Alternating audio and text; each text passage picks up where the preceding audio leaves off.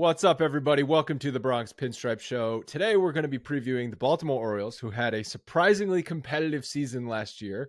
Joined by Eric Arditti of he hosts the Exit 52 podcast, as well as contributes to Barstool Sports. He's been on the show in the past to preview Baltimore. What's up, man? How you doing? Good. We I know we talked a little before the camera went on, but I'm just super excited. Baseball is back, and tomorrow is Christmas Day. It's Christmas Day. It's the last day of school. It's whatever day is like the best day of the year for you. So I'm very excited. You going to opening day? The home opener, I'll be there. Not up in Boston. Home opener, yeah. Yeah. So next week I'll be down at Camden Yards at Pickles, slinging beers, trying to just absolutely get wrecked before the Yankees come into town. So I'm very excited. Again, like I already have friends planning out their outfits. We've been looking at the weather 2 weeks ahead of time. So we're planning out Uber rides. We're getting it all down pat. I've actually never been to an opening day. I've been to playoff games, obviously, a ton of regular season games, but never an opening day. That's on my bucket list. It's just every year it comes around and I'm like planning. I'm like, oh, it's going to be tough this year to go. It's like, it's a commitment. It's always on a Thursday. Yeah. And I think I've only gone to 2 games. And again, the games are fine. You pay 3 times. I could only imagine, I know the prices at Camden Yards. I can only imagine the prices at Yankee Stadium for opening day. But the one year, I think I went and I got so drunk that I missed. That was during the day, and then the UNC Villanova basketball game championship was at night, and it was the best all time, the best ending of all time. And I woke up the next morning and I missed it. I was like, oh, that wasn't good. But the Orioles won, so I'm happy. So yeah, it's always an adventure on opening day. But again, it's just, I think it's even better to just go downtown and hang out around the game and not necessarily go in. I'd rather go to Stan's or Billy's and watch the game there than pay 4 figs to get into the game. Well, I mean, the thing about Baltimore is it's in the middle of downtown. It's in kind of a nicer area. It's you go to the Bronx, you're in the Bronx for one reason. You're going to Yankee Stadium. You're not really just going to hang out in the Bronx. That's true. Not to disparage the Bronx. Sorry, everybody. But, let's be real. Yeah, the prices are usually 3 times as much. You can go to the Saturday game, same section for a third of the cost. Mm-hmm. That's everybody does that. They're no, you go to the reopening day that, go on the Saturday. And when, again, you can get a lower level ticket for $33 and you'll be fine. Yeah. So how you feeling about your team this year? Because like I said at the start, it was definitely a surprisingly competitive season for Baltimore. Last year when we talked in our preview episode, I think I asked you what is the ceiling for this team? And I don't even think you being honest, thought they were going to be contending for a wild card spot late into September. No, I mean, I think I'm trying to remember, because I remember writing the blog and I think I said 72 to 75 wins. And I was I'd be fine with that. And again, the guy going into the season, I really had no expectations. Again, I think I said it's all just about making sure these guys stay healthy, and we're bringing some guys up, and we're going to see what they can do. And they brought up, I'm sure, 3 of the 4 guys that I talked about, in Adley, Gunnar Henderson, and in DL Hall. Grayson Rodriguez would have been up if it wasn't for his lat injury, in July. But again, those 3 guys, I mean, they came up and they all had immediate impacts. It all points back to Adley. When he came up, I think it was May 24th, May something. They were 16 and 24. They, 8 games under, and from there they just took off. I think they were on a 90-win pace, after he came up. He struggled early, but again, it's when he got going, the team just took off. They won 10 straight, and that's the thing. It's we were getting made fun of and poked fun at, and people laughing because we were having countdowns to tonight could be the night that the Orioles are over 500. This is great, this is awesome, and we had legitimate celebrations when they got to 500 when they beat the Cubs in Wrigley. And it was just awesome. And again, it's baby steps. You got to take these baby steps. Again, You guys don't know much about that, but it was awesome to watch. Cause again, it was a team, I guess it was was it the 2015 Cubs where it's oh, this team, they could be good. And then it's they were really good right away. And you're we didn't expect this. Right they now. Lost to the Mets. The Cubs that year lost to the Mets in the CS. Yeah. Daniel Murphy had 13 home runs, 5 grand slams. Something like that. He had 5 grand slams in 2 days, I think it was. But again, that's where I was we're kind of ahead of schedule right now. And then again, we saw what the Cubs turn into, and I'm not comparing the Orioles to the Cubs, but it's just like they were on that kind of trajectory where it's like next year I think is going to be the year where they can make some noise. And like you said, I mean they were eliminated from playoff contention. I think like like midnight of the last week of the season, which again I would have had anyone in the world drug tested if they had said like going into this day last year, like, hey, the Orioles are going to hold on to it. They're going to have a wild card spot in, I think, late September. And then, Right. they're going to be there. So, yeah, it was an awesome year. I think, we're not satisfied with it. Again, it was great to see the progress. But, I mean, again, this team has had success before in the past 10 years. And it's like, that's what we want. We're not just here to be like, oh, we're above 500, we were in a wild card spot for a day, raise the banner. So, yeah, I mean, there's definitely expectations this year. And now we just see how these young guys can perform with said expectations. I understand celebrating the things like getting to 500 because you're on a path, you're on a plan, right? Like the organization clearly was like, we're rebuilding here, and you're seeing that come to fruition. Now, if there was no plan and it's like you're just hovering around 500, of course you're not going to be celebrating that. But you've got this farm system, like the Orioles farm system is ranked number 1 in baseball, and I was looking this up. They've got 8 top 100 prospects. So you couple the 8 top 100 prospects with number 1 farm system in baseball, they've been number 1 for 2 rankings in a row. Mm-hmm. Plus took a step forward at the major league level. I completely understand why there's a lot of excitement around, the Orioles fandom. Yeah. And again, like people haven't been this excited, I think, since going into the 2018 season, which was the last year that they had Manny and Jones and Davis, who was decent, and Zach Britton and Chris Tillman and JJ Hardy and guys like that, Scope and all those guys, Gosman, because that was the year where it was like, all right, we kind of have to do something. They went out and they signed Alex Cobb and Andrew Kashner, which again weren't big money deals or big names or anything like that, but it was like, hey, these are 2 veterans who are going to, we're going to get the rotation solid. And they had one of the worst seasons in baseball history. They tore everything down, traded everybody, and it's been depressing ever since. But yeah, I mean, there was legitimate excitement going into this offseason because, again, the way they ended, and yeah, they kind of fell flat on their face the last 2 weeks of September going against the Blue Jays. But again, people were like, listen, we've seen the progress. Like we see, we know that the results are there. Like we've seen what they can do, these young guys, when they come up. So yeah, people were definitely excited. We were excited about free agency, which ended up not being kind of a dud. That's a whole nother story. Yeah, I was going to ask you about that because it's like, then what's the balancing act? Because you have this surprising season and then ownership has this decision to make. It's like, okay, do we go out and spend money to try and win in 2023? Or are we just still sticking to our plan and eyeing, like you said, next year is really the year 2024? Because what they did in free agency was, I mean, they signed Kyle Gibson and, acquired some depth pieces really in free agency. And yeah. So as a fan, like, how did you feel about that? So this has been like a very contentious point on Orioles Twitter. So the day after they had traded Trey Mancini, last year at the deadline, the Orioles were down in Texas. People were upset. They were very, because again, they were like a game and a half out of the wild card spot. They just traded their face of the franchise. Guy who beat cancer, home run derby finalist, all this stuff. Just an absolute gem of a human.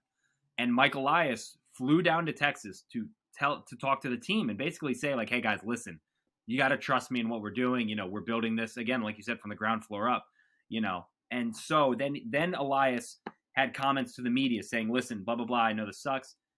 This offseason, it's liftoff from here. And I almost got that saying tattooed on my chest, like liftoff. Because everyone is like, yes, print the T-shirts. Yeah, like, oh my God, we're gonna get Rodon and Correa. We're probably gonna get Turner too. Like, oh my God, this is gonna be awesome. And he said, we're gonna raise the payroll. We're gonna start spending, and everyone is very excited about that. How couldn't you be? And then the free agency came, and they didn't get Rodon, and they didn't get Correa, and they didn't get Turner, and they didn't get this guy, and they got Kyle Gibson and Adam Frazier, and it was like, oh. Okay, like that's kind of interesting. And that was kind of the first time that I'd been like, kind of would have liked to see, because again, I'm much of like a, hey, Elias, do your thing, go put this team together. And again, that did kind of piss me off but then I also realized the Orioles ownership, there's 2 brothers suing each other for control of the team. They spend the money. Really? Like John and Lou Angelos, they end up throwing the court case out. But they were suing each other. One brother says he's keeping me out of this and blah, blah, blah. It's a nasty situation. So people didn't really realize Mike Elias is spending their money while they're in the middle of a lawsuit over the team. Probably not the easiest thing to do, knock on their doors like, hey, I know you guys are bickering, but like, what do you think about this Trey Turner guy? What do you want to throw him $300 million? So that's kind of what people had to realize. Like, listen, that's why they didn't spend money, because everything is just so tied up in this lawsuit, and it's gross and disgusting, and it's name calling, and there's a whole bunch of stuff going on. So it was kind of a disappointing free agency, but again, it kind of, again, their big guys were they traded for James McCann, they got Kyle Gibson and Adam Frazier, and that's really it. But again, it's like you think you're going to add a full season of Adley, a full season of Gunnar, hopefully close to a full season of DL Hall plus Grayson Rodriguez when they come up, and you can kind of pencil those guys in as like, oh, kind of a free agent, signing. And then again, we just you don't give that loophole to ownership, because Yankees fans deal with that with Brian Cashman saying all their injury guys coming back are midseason acquisitions. It's like, no, dude, Luis Severino coming back from injury for the 4th straight year doesn't count as a trade acquisition. Yeah, it's hard to pencil it in like that or to say it like that, but again, it's like, so now we're kind of just hoping next season again is the off season where either people are like, hey, this Orioles team is young and up and coming, and I want to play with Adley, and I want to play with Gunnar. Maybe I'll take a couple less bucks to sign there. But, it'll be interesting. But, yeah, people were not happy with the lack of moves made. And I don't blame them, because, again, it's like you needed some rotation guys. I would have liked to see, there's some more role players maybe. But yeah, because, like, the rotation, it's like Kyle Gibson, like, that's the signing. But, like, he's a mid-30s, mid-4 ERA guy. Like, that's not going to be competitive enough. And, Dean Kramer had a good season last year, but like, what is his ceiling? Mm-hmm. I was actually looking at this. I don't know if you follow Zip's projections at all. The two player comps to him, Ching-Ming Wang and Johnny Cueto. I'm like, well, Johnny Cueto, like, okay, Ching-Ming Wang, I love him to death. Love him to death, but like, is that really what his ceiling is? So I found that to be a bit interesting. And then you mentioned Grayson Rodriguez, who I know a lot of people were hoping would make the opening day roster, but he's going to start in AAA. And that was a tough one. I mean, we've had him on our show, our podcast, 3 different times, twice this offseason, and he's like, I mean, he's a massive dude. He's a workhorse. We hung out with him in the offseason. He is just an absolute monster. And it's like, he just kept being like, I just want to wake up and be in Florida. Like, before spring training, like, just get me to Florida. And then he's like, just get me to Baltimore. All I want to do is pitch in Camden Yards. All I want to do is shove. I just want to throw 100 out there. And it sucks because, again, Elias had these quotes like, this is Grayson's spot to lose. He's, we're penciling him in right now. And he had a really good start, his first start. And the next 3 or 4 were not good. And it's like, I was upset when he didn't make it. I, said some stuff on Twitter being like, this BS, he should be up. And then it's like, you look at his numbers, and he didn't look that good. I talked to some people who were down there, and they said he didn't look crisp. He didn't, he didn't look like himself. So it's like, all right, you send him down. Hopefully you let him get 3 or 4 starts in Norfolk, AAA under his belt, and hopefully he, kills it down there and he comes up. Because again, he had like a 2.5 ERA, I think, in 70 innings last year at AAA. So it's like, that seemed good. He had the lat injury in July, and that just derailed everything. But we hope to see him up here.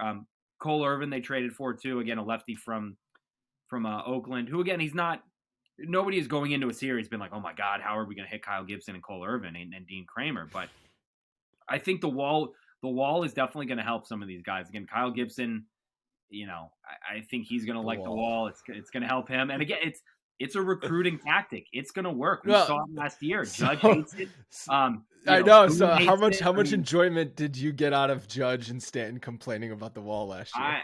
I had a tweet that was like a hot thing for like maybe like 3 or 4 days when Judge kind of went through that slump at the end of the season, and because he hit a double. Like, it wasn't for the wall, like high. Yeah. And it was like, if the wall keeps Judge from getting the record, I will do something. I will like have my ashes spread on that thing. I will do something because it would just be so funny, because again, it was very early in the season that he talked about the create your own ballpark, and Boone had those comments, but it was like, oh my God, when people started clicking, being like, is this going to happen? Could you imagine if this happens? And we all would have loved it. But again, I think the pitchers genuinely, it helps them. So it's, well, certainly I saw a stat that it took until like late May for a visiting right-handed hitter to hit a home run to left field, that blew my mind. Yeah, it's funny. There's a guy who I'm buddies with on Twitter who every time someone hits a 300 or like a 415-foot fly out the left field, he'll put he has a picture of like the wall under construction and he'll tag it's a thread and he'll just say like at Aaron Judge should have hit that last year, bozo, and stuff like that. And it was just like a running thread all season. So it was very funny. But again, the pitchers seem to like it. I'm hoping again that it can help get Kyle Gibson's ERA down a run, half a run, something like that. So we will see how that works out for these new guys. Well, how did the Baltimore hitters feel about the wall? Before Trey got traded, I talked to him about it. He hit 3 or 4 balls, like smoked them off the top of it, and like was visibly upset in the dugout, being like, that's a home. That's 13, 14 rows deep last year. And again, especially for a guy like him who is going into a free agent year last year, he's like, listen, if 16 home runs versus 12 home runs or whatever, like people, they're going to dock me for that. Like, and he had some comments where it was like, he was not happy. And I get it. I mean, Mountcastle hit a couple that were, would have been gone last year and didn't. So I think it helped more than it hurt. But again, it's like, I don't know. I think the guys, they didn't like it, but I think they're getting used to it. The pitchers I talked to loved it. I talked to a guy who's on the Mets now, and he goes, where the hell was this when I was pitching? I could have got a decent deal from the Orioles if that wall was moved back, but I don't know. It's going to be interesting to see the rolling tally of like home runs taken away for us and for the opposing team. So. Yeah, I mean, of course, the pitchers are going to love it and the hitters are going to hate it. Like, there was complaints. I remember way back when the Detroit Tigers opened up their new ballpark. Remember Juan Gonzalez bitching about the outfield gaps just being – because they signed Juan Gonzalez to, like, a pretty big deal. And then he's like, now I got to hit in this, like, Death Valley of a ballpark. Which, and they just moved their walls part of me understands it. They moved their walls in, too? I think so. Yeah, I'm pretty sure they moved center field in, I think. Well, they did that a couple years ago, I thought. I think they did it again. Like I know they did something this offseason. Yeah, I'll look it up, but I think they did it this offseason too. Yeah, I mean, I don't know. I like that each ballpark is unique. I think that's a cool thing about baseball stadiums. I mean, and I go back and forth on like how unique can you get, right? Mm-hmm. It's like should there be a center field fence 445 feet away? Like, I don't know, that seems a little ridiculous. Should there be a left field wall that's only 290 feet? No, that also seems ridiculous. Like, so you kind of got to play within like some parameters, I feel. I mean, we got to think up until 10 years ago, there was a ballpark with a hill in center field with a flagpole. That was the most asinine thing I've ever seen. That's insane. I love the conspiracy theory that because the year that the hill came out of Houston is the year they installed all the cameras into center field. So the conspiracy theory was that the wall taken down was just a front so they could have construction out there to install the hidden cameras. Yeah, which, that's who knows? Who knows what they were doing? Yeah. I'll buy into that though. I could do that. Sure, why not? That's great. Yeah. So I mean, and getting back to the Baltimore rotation, Means is also coming back from Tommy John surgery. So it's like, how are you piecing this rotation together throughout the season? Yeah, it's tough because again, they went out and they spent money on Gibson. I think $10 million, which is not. I mean, it's not a big deal at all. And then they trade for Cole Irvin. So again, it's like you think that those are two veterans who are in your rotation. They're there, like they're going to be there. And then again, you have these guys. Dean Kramer was the top prospect that they got back from the Dodgers in the Manning trade. And like you said, his Zips comparisons aren't great. I mean, he's not the strikeout pitcher we thought he was, but the second half of last year, him and Kyle Bradish were awesome. They had like back-to-back 8 2/3 starts versus the Astros, like in Houston.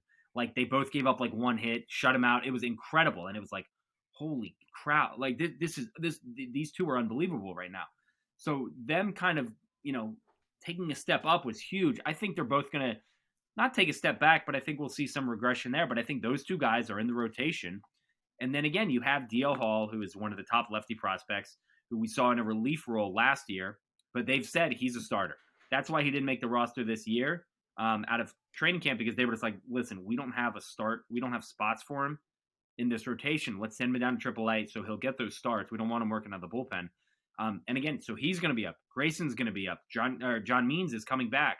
Tyler Wells is the number 5, and he took Grayson's spot. He was in the bullpen, or he's bounced around bullpen starter. So yeah, it's a good problem to have. Again, I'd rather have too many starters than not enough, because again, injuries are going to happen.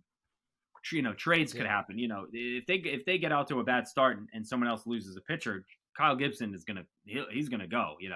He'll get traded out there. So again, it's depth right now, and I think it'll all work itself out. Like I said, whether it's injuries, trades, regression, stuff like that. So again, I'd rather have too many horses than not enough. When the Orioles signed Kyle Gibson, I was like, hasn't he already been an Oriole? And then what I was doing was I was confusing him and Kevin Gausman in my mind. And I know Gausman has been really good lately, but when he was with Baltimore, he was not very good. And it's just the initials just mess with my mind. I'm like, I swear this has already been an Orioles pitcher before. Yeah, man. Gausman was, picked 4 out of LSU. And he was one of those guys who he got screwed by the Norfolk taxi, we call it. Again, that's the Orioles AAA. And it's these young players would come up and the pitchers especially, and you get your first start. And then right after the game, we're optioning him back to AAA. And then, they bring him up, 2 weeks later, and then they send him down. And it's mentally, that just has to screw. Because again, they wouldn't even wait. It would be in the press conference after, and Buck would be like, yeah, we're sending him down. Because again, and I remember I got a text from someone at Barstool, and because Gausman had he went 7 2/3 with 3 hits and one run with 6 Ks and a walk, and they sent him down. And my buddy texted me, he was like, "What the hell are they doing?" He was incredible, and it's I don't know, they needed another start or something like that, and it's just so frustrating. So yeah, Gausman was kind of he just needed a change of scenery. So I'm glad to see him doing well. It sucks that it's with the Blue Jays, but glad to see him rebound. And then as far as the offense goes, they were slightly below league average in runs scored per game last year. I see this offense being centered around Mullins, Rutschman, and Mountcastle. But who else do you have to worry about from an opposing team? Who else should they be worrying about in that lineup? Gunnar Henderson is a name that I really, really hope torments the AL East for 10, 12 years. I've talked to people who played in the minors with him. Someone had played in the minors with him, Adley, and Juan Soto. And he said, listen, the stuff that I saw Gunnar do, he's better than Juan. Because he's so young. It's crazy too, because they got Adley, Gunnar Henderson, and Kyle Stowers all in the 2019 draft. That draft was incredible for the Orioles. But he said the stuff that Gunnar does at his age is unheard of. And he's his at-bats, how he handles the at-bats, his plate discipline, everything about him is just awesome. He's fantastic. So again, my buddy told me, he said Adley does a lot of things really, really, really, really, really good. He's Gunnar could be a legit great player, gold glove third baseman, silver slugger third base. He said he's going to be very impressive. So and again, we saw it in his first start last year. I mean, second at bat versus Tristan McKenzie goes 430 to right center. So he's a guy who I think is going to be a very, very good baseball player. He's going to hit a lot of home runs. He's going to hit for average. He can steal bases. He's a guy who, like you mentioned, Mullins is the guy at the top who starts it all. Adley is an awesome player. Mountcastle's going to hit 35 bombs. Gunnar could be the most dangerous hitter out of all of them. So he's definitely a guy to keep your eye on. And it seems like they need that other middle of the order bat in order to be in a serious offense and contend in the AL East, because I think it's the hardest division in baseball. But the balanced schedule probably will help Baltimore. I know they were below 500. So I looked this up. They were below 500 against each of the AL East teams last year, but it was not like it was in years past where they were just, barely winning a game or two, and whoever beat the Orioles won the division. It's no, they were around 500 against every team in the division. It's a tough division, so fine. But the balanced schedule where you don't have to play the Yankees, the Blue Jays, and the Rays 18 or 19 times is going to be a benefit to teams like Baltimore. Yeah, I think that they benefit more from that than any other team in baseball. It's I can't talk enough about how big that is, because again, 19 times versus wasn't there one year that the Yankees won 18-1? I think it was 17-2. Was it 18-1? It was crazy. I mean, that was the year Glaber was doing everything against them, and then I think the year before Gary Thorne just had meltdown. Yeah, that was awesome. Yeah, like Paul O'Neill was coming into the booth, and I thought Jim Palmer was gonna give him a swirly. But the year before that, I think that the Red Sox went 16-3 or something. So it was 3 years in a row of full seasons, 18, 19, and then 21. The winner of the AL East was the team that only lost 2-3 games against Baltimore. Yeah, and that's what it always came down to. It was like, listen, they're going to go. Each other team is going to go probably right around 500 against the Yankees are going to go 500 against the Red Sox, the Blue Jays, the Rays. If you can win Yep. 12 or more games against the Orioles, you're going to win the AL East. Yep. And yeah, it's so that's huge for them. And again, they faltered down the stretch against the Jays last year. The Jays were just a better team. But again, I think it's just massive for the Orioles because again, now we're playing. You're playing the Tigers more. You're playing the Nationals and the Athletics. Right, you get to play all the bottom feeders. Yes, you have to play the top teams in the National League, but then you get to also play the bottom feeders in the National League, and you get to play. I mean, even the middle to upper end of the National League is not as good as it is in the American League. I don't think so. That's just like a net gain right there. Like you're playing the Brewers, yeah. But that's not like playing the Rays or the Blue Jays. Like that's easier than playing the Rays or the Blue Jays. Yeah, I'm looking at the NL Central. Maybe the Cardinals. The Orioles took 2 out of 3 from the Cardinals last year, though. But again, it's like I'm not looking at the Brewers or someone like that being like, hope we can win 2 out of 3. Like we'll be like in the old days versus the Yankees. It was like if we don't get no hit and we maybe like are leading a game in the 8th, I'll consider that a win. Like whatever, we'll take it from there. But yeah, I think it's massive for the Orioles. I'm very excited to see like how that plays out and what they can do with that. All right, so before we wrap it up, I've been talking to everybody that we've been doing previews with. What you are most looking forward to as far as rule changes go this season? I'm the rule changes. I was in a fantasy baseball draft with my cousins last night, and we were talking about base stealing and stuff like that. And I think the bases are going to be a thing. Yeah. It's definitely going to be a thing, especially with the Orioles who have Cedric Mullins, who stole 35 or more bases last year, and then Jorge Mateo, who is just the fastest person I've ever seen. Like I put money on Mateo to lead the league in stolen bases. I remember him. Yeah, it's just he's a guy who he's going to hit 220, and it's like, man, if he could hit 250 or 260 and get on base a little more, he could steal 60 or 70 bases. Like he could be a legitimate weapon. So that's, from an Orioles point of view, because you got Mullins at 1, and then last year they were putting Mateo at 9. So again, it's like if you can get those two on base and they're just running, you're going to drive catchers crazy. You're going to drive these pitchers nuts. They're going to balk. And then again, plus with the throw, the pickoff rules and stuff like that. Yeah, no, all of those rules combined, I think definitely are good. Have you seen the stolen base numbers from spring training this year versus last year? We were talking about this earlier this week on an episode.